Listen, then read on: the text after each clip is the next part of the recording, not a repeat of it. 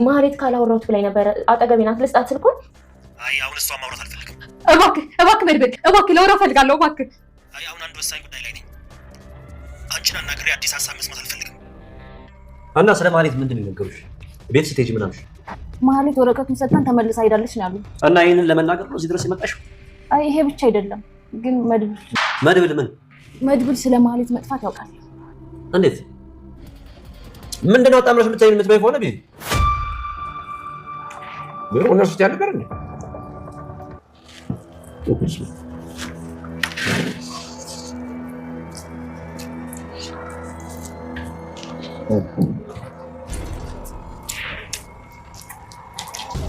ደግሞ እንደሚበላ ሰው ምግብ ደስ ራሱ ነው።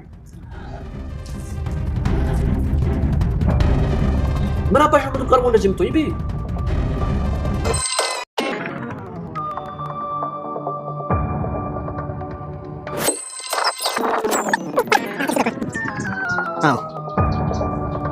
ልካለች። በቃ እንግዲህ ተዘጋጅ። ወገዘጋጅ ራስን አዘጋጅ። ሞገስና ሉላ ሊሞሸሩ ነው። አንበሳው ዝናም ተይዟል። ሰላም ሰላም፣ ውድና የተወደዳችሁ ውድ ቤተሰቦች እንደምን አላችሁ? በያላችሁበት የዓለም ዳርቻ ሰላማችሁ በዘት ተረፍ ይበልን እያልን ዛሬም በአዲስ መተናል። እናንተም በቅንነት ላይክ፣ ሼር፣ ሰብስክራይብ እያደረጋችሁ ቤተሰብ ታረጉን ዘንድ በትህትና እንጠይቃለን። ቤተሰብ ላደረጋችሁን ሁሉ ከልብ እናመሰግናለን። ምሳሌ የተከታታይ ድራማ በባለፈው ክፍል እንዴት ተመለከት ነው እንግዲህ ማህሌት እግሯን ተፈታ ምሳሌን እገላለሁ የሚል ወከባ ፈጥራ ነበር።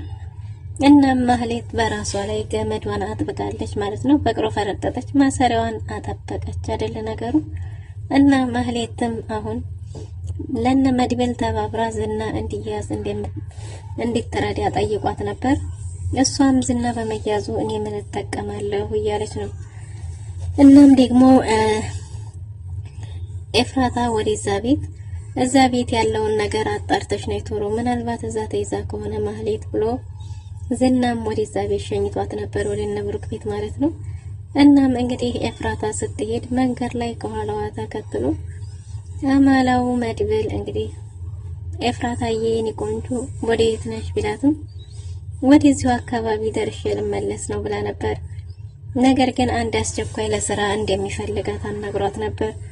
እሱም ምንድነው ዝናን እንዲይዙ እንድትረዳቸው አርጌ የሚሏትን ነገር እንድታረግ ቢጠይቃትም አይ አሻፈረኝ፣ እኔ እሱን በጣም ፈራዋለሁ፣ ከሱ ጋር መጋፈጥ አልፈልግም ብላ ነበር።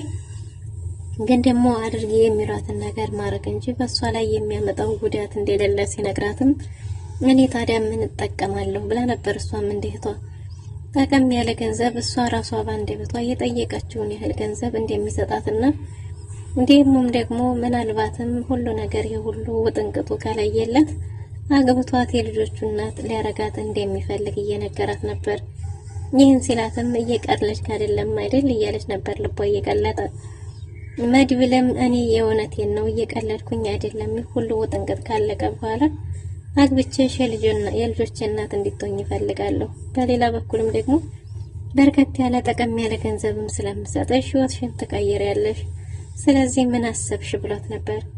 እሷም እሺ ምንድነው ማረገው ብትልም እነሱ አድርጊ የሚሏትን እናም አንድ ካፌ ቀጥራው ስለ ማህሌት አዲስ ነገር አለኝ ብላ ሁሉንም ነገር ልትነግረውና እዛ ግን ሲመገቡ ጠጥታ ወደ ምግቡ ላይ እንድታደርግ እሱን ደግሞ አብረው እንዲመገቡ ሌላ በጤና ላይ የሚያመጣው ጉዳት እንደሌለና ነገር ግን እሷ አንቺ ነሽ ብሎ እንዳይጠራጠርሽ አንቺንም አብረን ከሱ ጋር እንድናመጣሽ አንቺም መብላትሽን እንዳትረሺ ተብላ ነበር። እናም ይሄን ተሳክቶልሽ ካደረግሽ በኋላ ለኔ ቴክስት ልኪልኛለሽ፣ በዛ አድራሻ መተን ዝናን እንይዛለን ብሏት ነበር። እናም በዚህ ሐሳብ ተስማምታ ወደ ቤቷ ተመልሳ ሄዳለች። ልትሄድበት የነበረውን ትታ ማህሌት እንግዲህ አፏ ስራ ባይፈታም ቅድስት እየተንከባከበቻት ነው። ቅድስትን ፍቺኝና ልሂድ እያለች ነው። ትናንት ያረገችውን ረስታ ዛሬም ፍቺኝ እያለቻት ነበር። አይ እኔ በአንድ ወቅት አሰሬ ስለነበርሽ ለዛ ክብርሽ ነው እንጂ ግን ደግሞ ያን ብሩክን የመሰለ ባልተተሽ ያን የመሰለ ክብር ተተሽ አሁን እዚህ ቦታ ስትገኝ ምን ተሰማሽ እያለች በለጠ እያቆሰለቻት ነበር። አለም እንግዲህ ይህች ናት።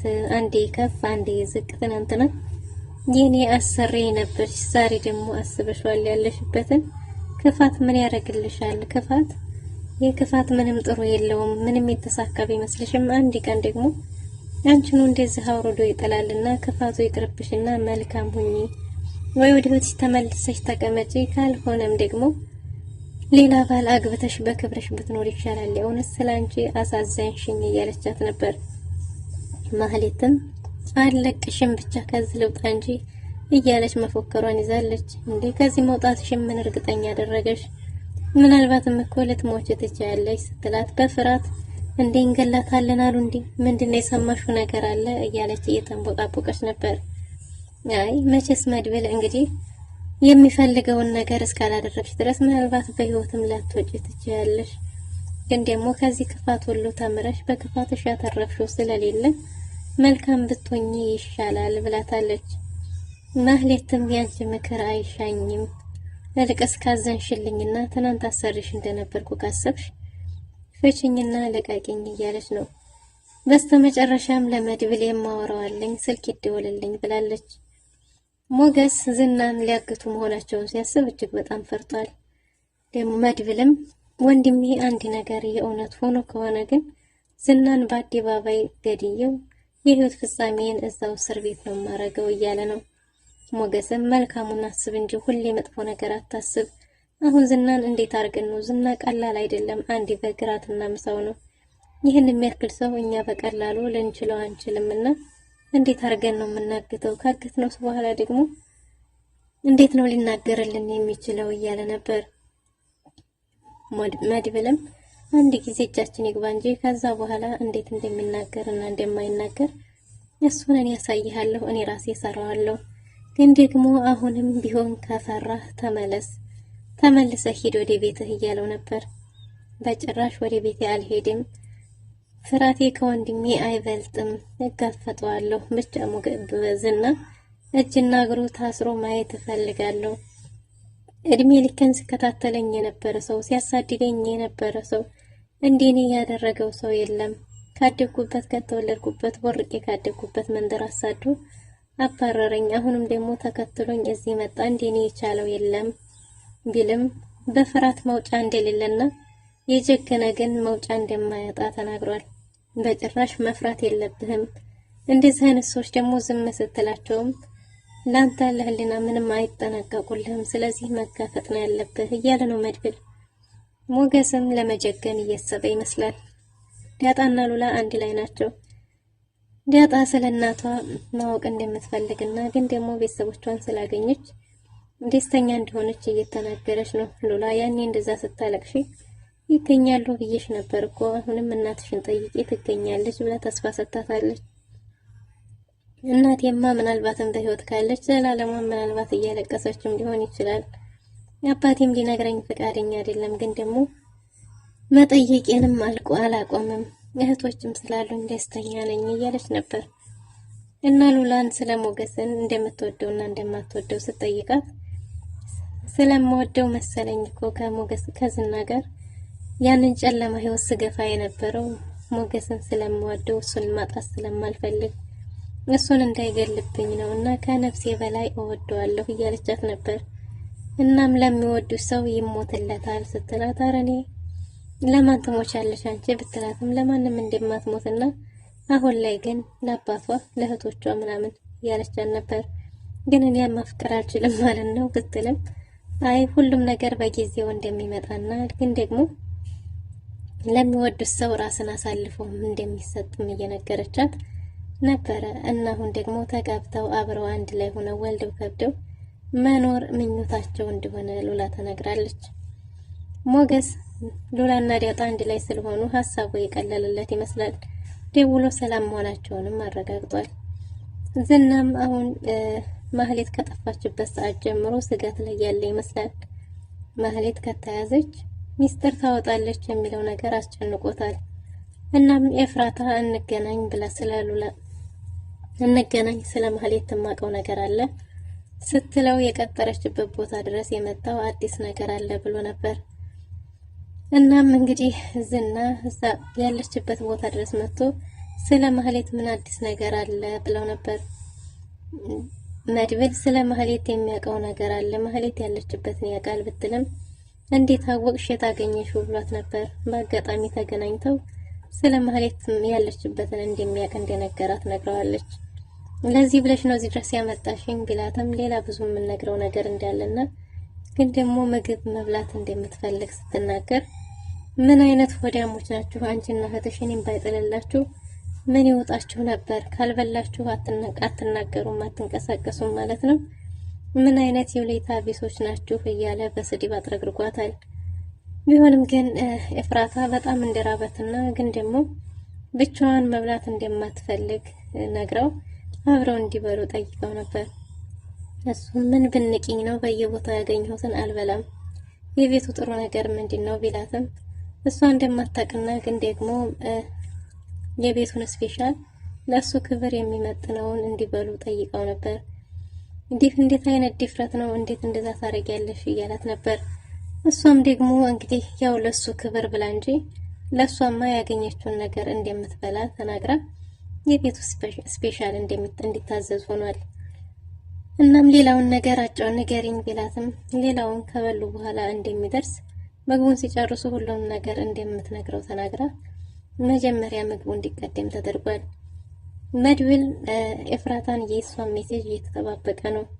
ትልካለች ወይስ አትልክም የሚለውን ሞገስም የእውነት የምታሳካው ይመስልሃል ቢለውም ገንዘብ ተወዳለች እንጂ ደህና ልጅ ትመስላለች እና ደግሞ ታሳካዋለች እያለ በጉጉት እየተጠበቀች ነው።